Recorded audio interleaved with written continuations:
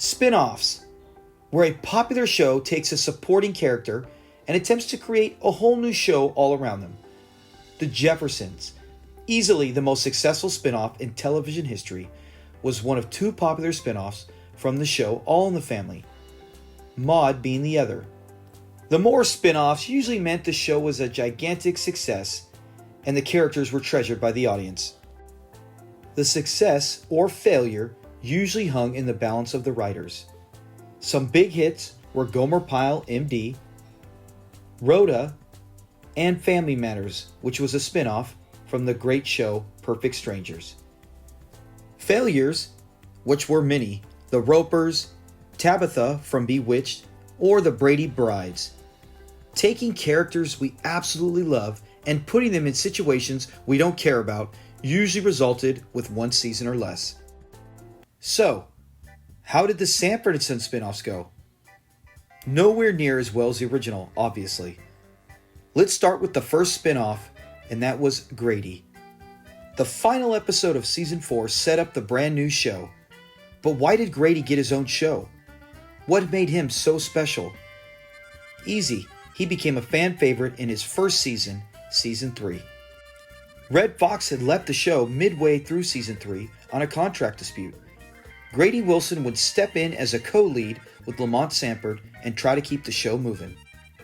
And to be honest, Grady and Lamont hit it off so well. Fans to this day list some of these Grady episodes as their favorites. So after the success of Sanford and Son, led by Grady, the execs above realized they had a potential hit show on their hands. You thought I had died. Did you feel bad, Fred?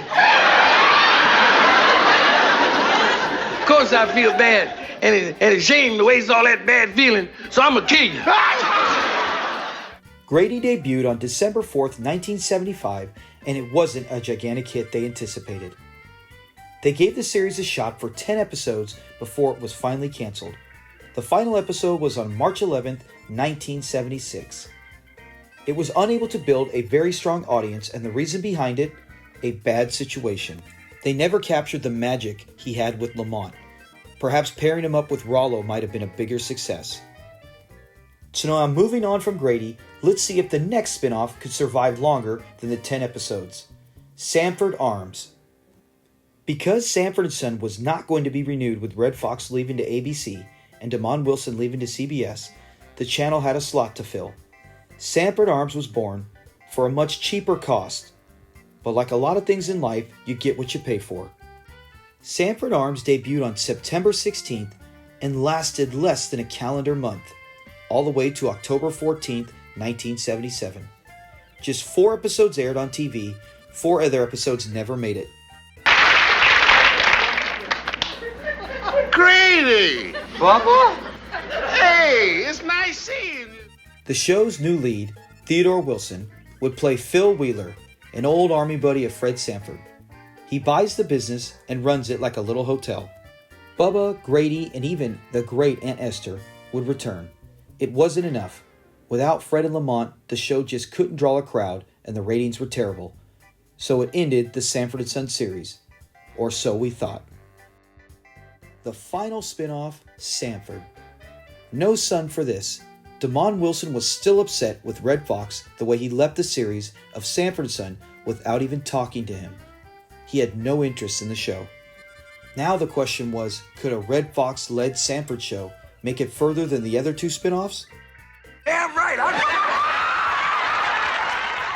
Sanford's debut was on March 15, 1980, and did 14 episodes for season 1, as much as the other 2 combined.